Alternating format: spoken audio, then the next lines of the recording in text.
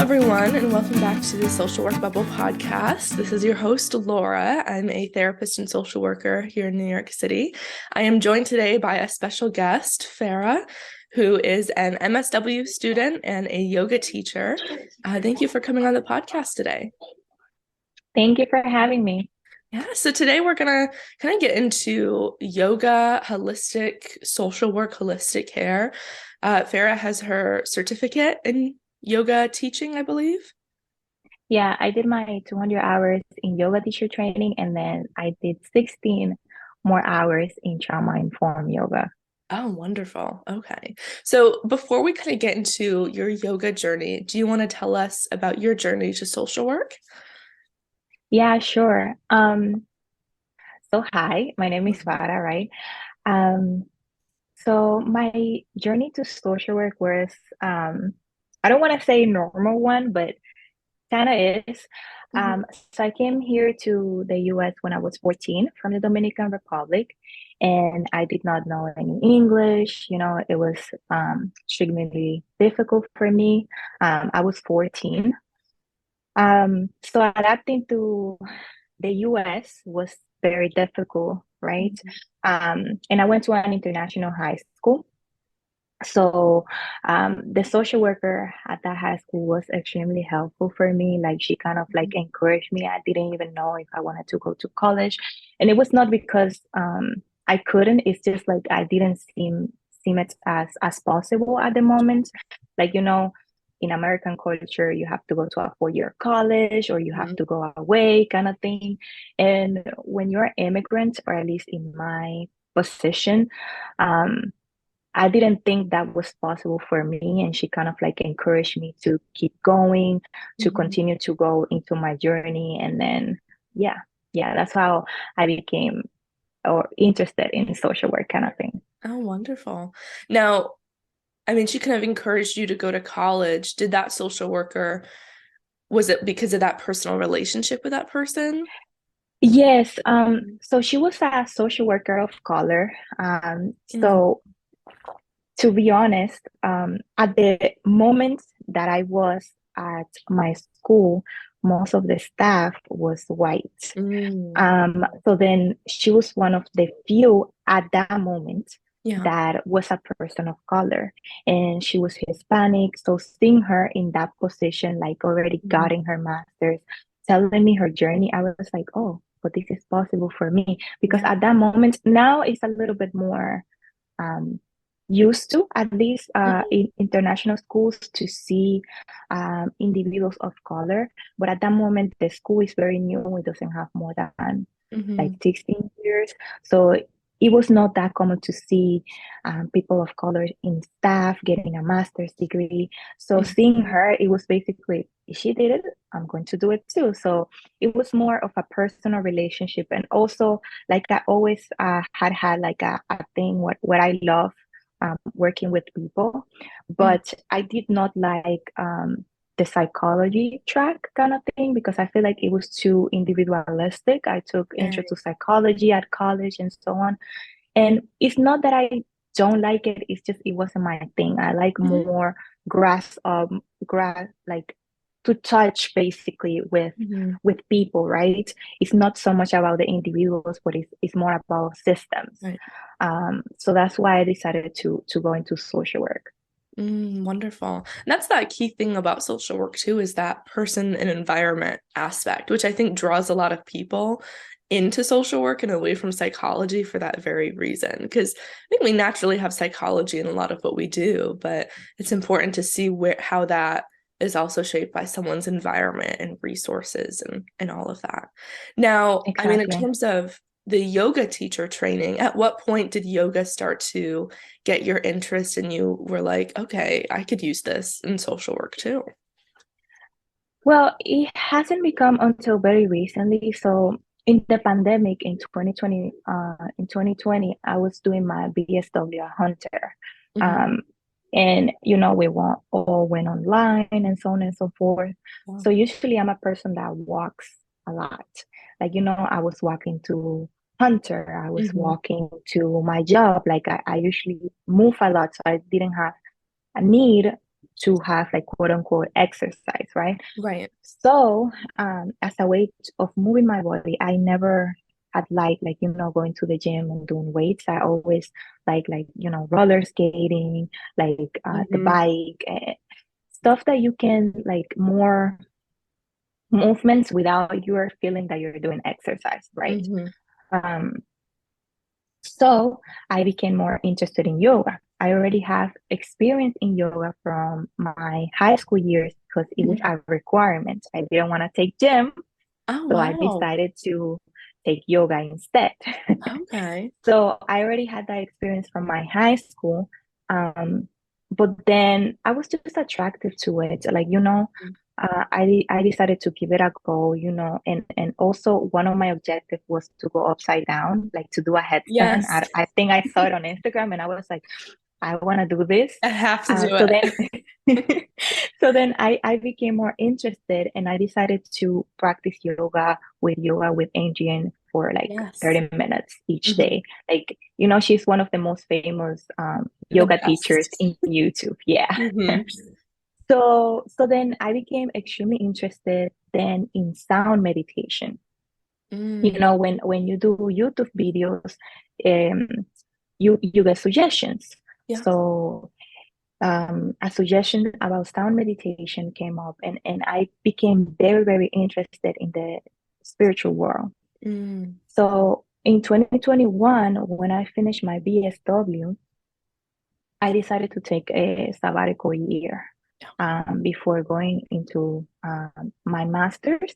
So majority of my classmates, they were going into their masters right away, right? Hmm. But I needed kind of like a break. Like we were in the middle of a pandemic. I was hired at my field placement after. So Hmm. I knew I was gonna work full time and I just didn't have the mindset to kind of like go into a master's program right away. Of course. So It's good my that you listen to that because I've noticed a lot of people feel this pressure, like they just want to get it done. And and I did, but then I was like, you know what? it's stressful. Yeah. Mm. So then in my last BSW class, the teacher she asked, "Oh, so what you guys are going to do when you guys graduate?" I'm like, okay. So everybody's saying their turn. Everybody's saying, "No, I'm going to for a master's." Like we were like 20, and I been like 15 saying that they were going to their masters right away. Wow. So when it comes to me, I just randomly said, "Oh, I'm gonna be doing a yoga teacher training." Mind you, I was like, when you say random stuff, like, Hmm. You were just saying something just to say it. like, Yeah. okay. So then, like a spark came to my mind, but I just pushed it away because I was working full time, blah blah blah. Hmm. So then a month before it was my anniversary of my graduation, I Yeah. decided to enroll um in a yoga teacher training. So it was April, no, it was May and June, my training. And Mm. then yeah, that's how I became. Wow. I mean, that's a journey. And I love that because I think a lot of social workers too, it's very, what's the word? Well, it just happens so naturally. Like things kind of just like guide you in this field on like what feels good. And I think that happens for a lot of social workers, like where they end up. It wasn't like they started off with this plan when they first started off as social workers. Like they kind of just found out different things that felt good for them and that interested them. And then it ended up being really helpful. And it's interesting too, the sound meditation. That's something I've recommended to a lot of clients because it's very accessible to them, is like ASMR videos or like nature sounds, anything like that that can be really calming. So I like that piece of it too. Yeah, I mean, I definitely love sound meditation. Like I have a few bowls, I have a few instruments. And the funny part about it is that at least for me, even though I had done some courses on sound meditation, I had kind of like taught myself how to do it because so my yoga teacher training, there are different types of training. Mm-hmm. My training was very Vinyasa flow, which is a type of yoga that uses the rapid breath and the movement. And it Okay. was very, how can I say? like traditional based in Hmm. that sense, that with the chanting, like the Om and all Right. that. And then like I became even more interested in other instruments. So I feel like it even got me closer into sound meditation now that I finished the training. Oh, wonderful. Great. Now, this is all kind of in this realm of holistic care, holistic social work. When we hear the word holistic, for you, what comes to mind? What does that mean? I feel like it's the integration of everything in a person's life. So I know social work is basically individual and society come together and we see what's the type of care that the individual need. Hmm. But and to be completely honest with you, I had noticed that social work, in order to become more legitimate, had become very clinical based. And Hmm. that's fine. I love clinical, like I that's my concentration at Forum.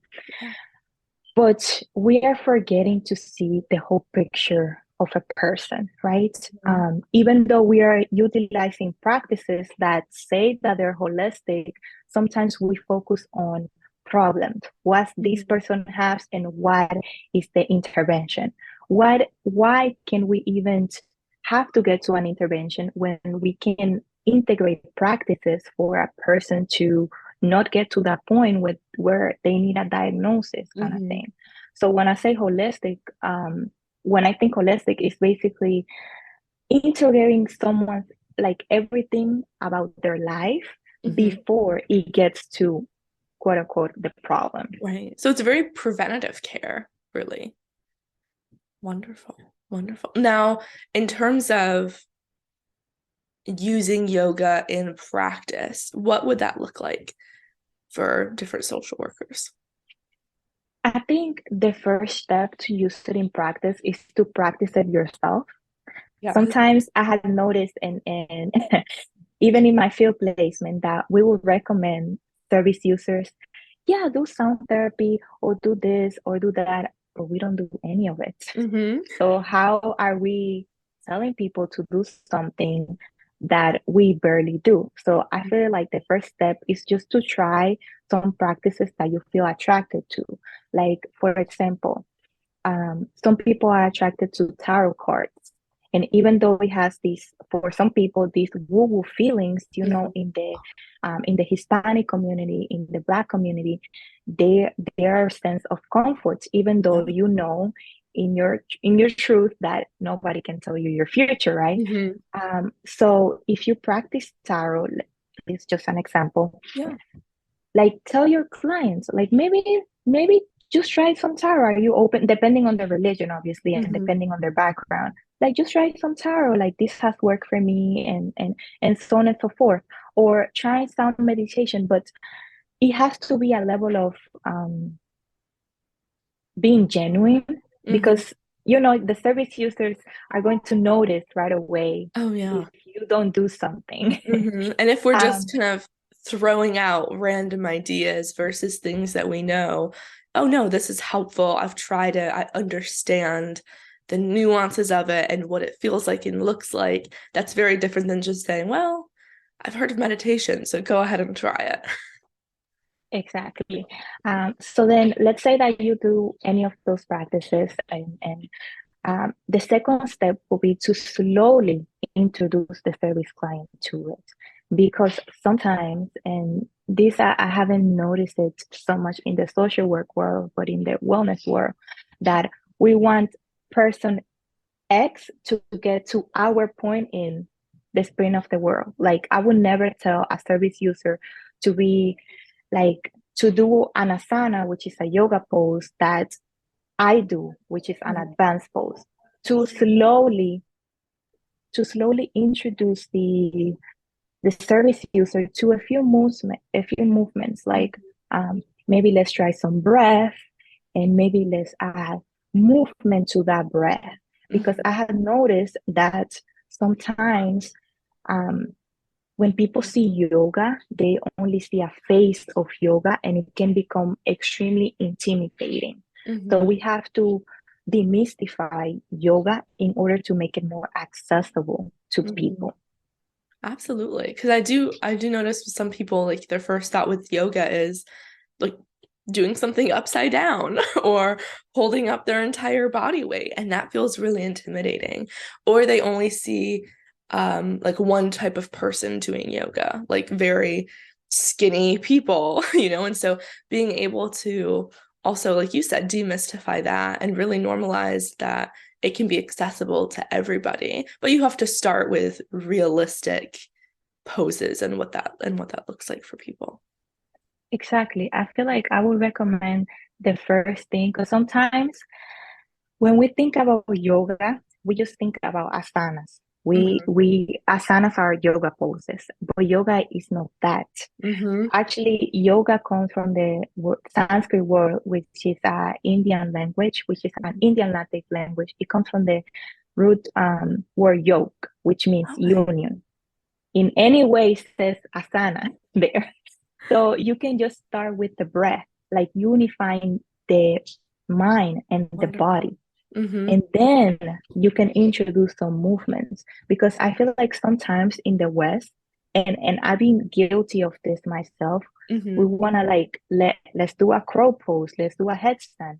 Well, no, let's just even if you introduce the breath to a person, Mm-hmm. actually the most important thing in yoga is not the poses, it's not getting to that goal that you have, but it's the process to get there. And not only the process, it's the breath.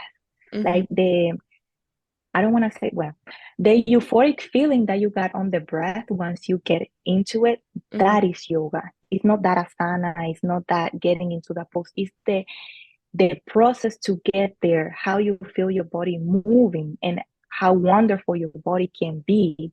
Mm-hmm. That is yoga. Mm. I love that because it is a lot more accessible in that kind of framework, right? When we just start with breath, because it also allows the people that we work with to form a better relationship with their body and a better awareness of their body and what feels good and noticing breath. I do that a lot with people that have anxiety, is really just focusing on deep breathing to help regulate our nervous system. And some people don't even realize when their breathing is like really short if they're stressed out or anything like that. So that's a great starting point to have. Mhm. Now, you've mentioned earlier that you also have like a trauma informed certification. Is that separate from your regular? Yeah, it's separate. So I did my 200 hour yoga teacher training, and Mm-hmm. basically they give you an overview into anatomy, um, yoga poses, the philosophy of yoga, and so on and so forth. So then when I finished my training, actually, when I was on my training, I became extremely interested in trauma. Mm-hmm. Trauma is, I don't know, I feel like it's going to be my concentration in the future, Yeah. but who knows? So then I stepped into this trauma informed yoga. So then I became to do my research. And then in on Instagram, like when you're looking on the search engine, Mm-hmm. like a lot of accounts are going to pop up. So then I saw that an organization, a nonprofit organization called Inhale to Exhale, was having different trainings. Okay. And they actually offer a scholarship. So I was like, you know what? Let me just apply. Like, let's see how it Mm-hmm. goes. And I was one of the persons selected to for the scholarship. So then I did it. I finished, I believe, a month ago or three Mm-hmm. weeks ago, something along those lines. Um, but basically, trauma informed yoga. So I don't know if you had been in a yoga studio taking a yoga class, Mm-hmm. but and actually more students are including trauma informed language.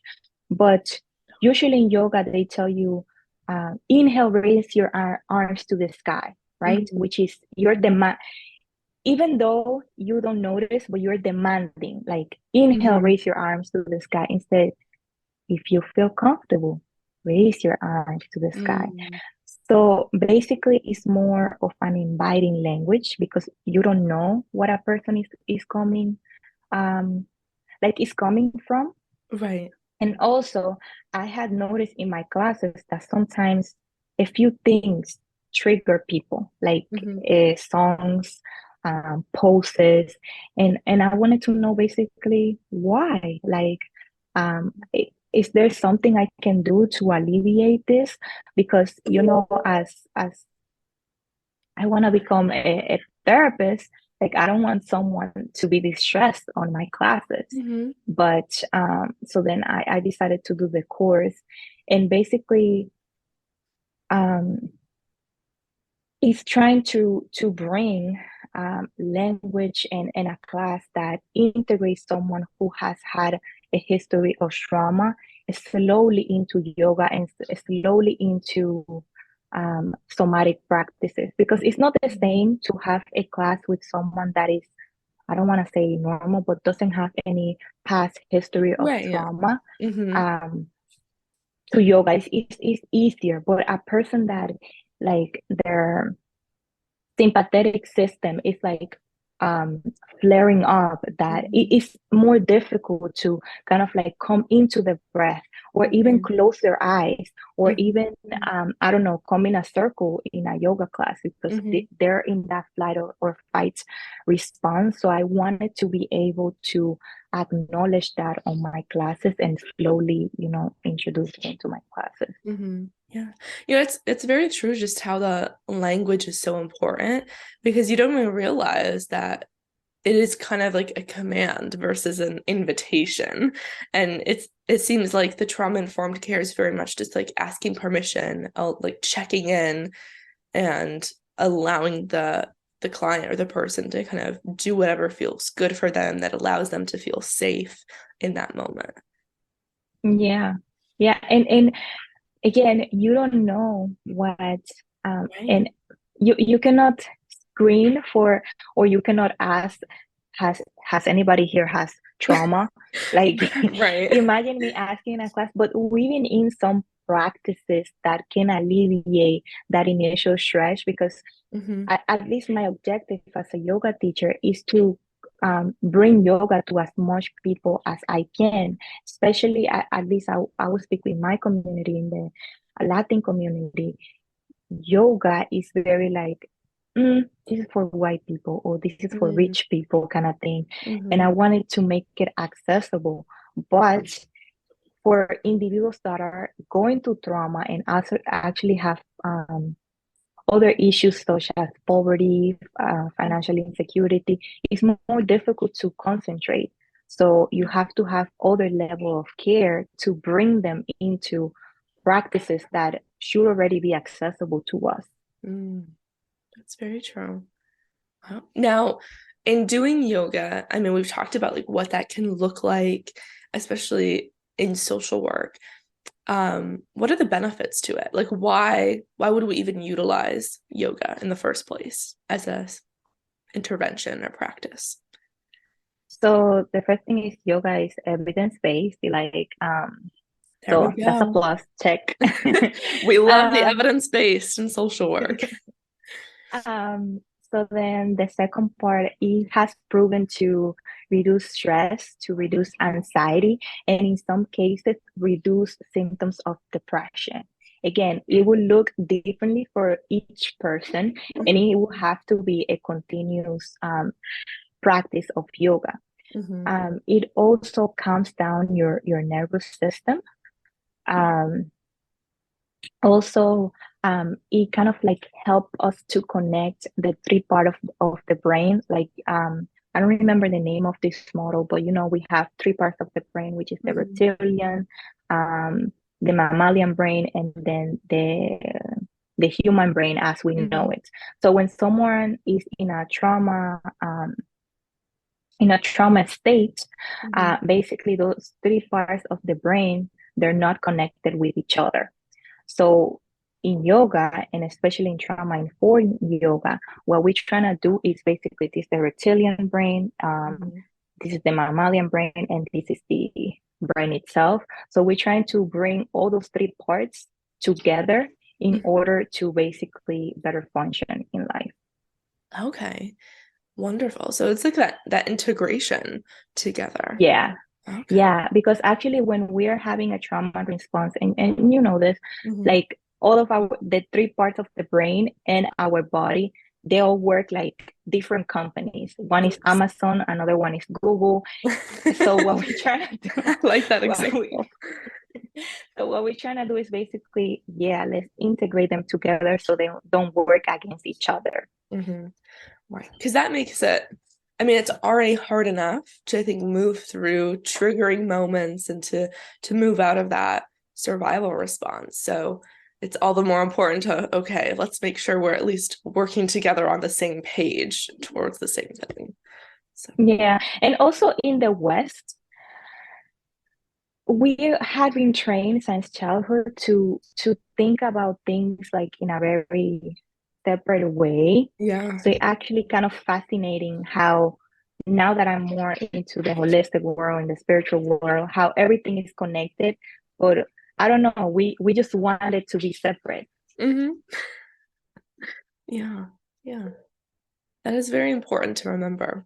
And also the value, I mean, I think I'm hearing too, like you said, you've referenced just the differences in Western cultures and how we view things. And I think that's something so important for social workers to remember is there's more to what we do than just what we're taught in the Western world. Like to incorporate other practices is I think also the essence of holistic care is being able to have a variety of interventions that meet many needs in many cultures across the globe to better help clients. Because there's some clients I have that get a lot of benefit from acupuncture or from just like Eastern medicine approaches.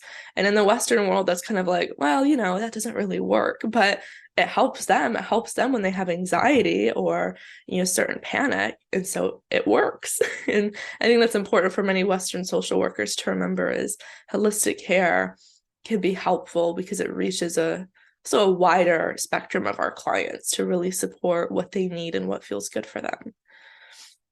And also for so long, all of these practices like acupuncture, yoga, Mm-hmm. sound meditation, they've been so accessible to individuals who are in a better financial situation than our service users. So why is that?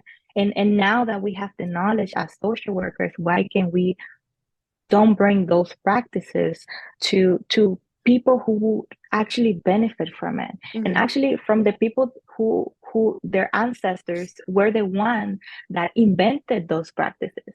Isn't Mm-hmm. that kind of odd how our ancestors were the one that invented those practices, yet it's not us that are benefiting from it?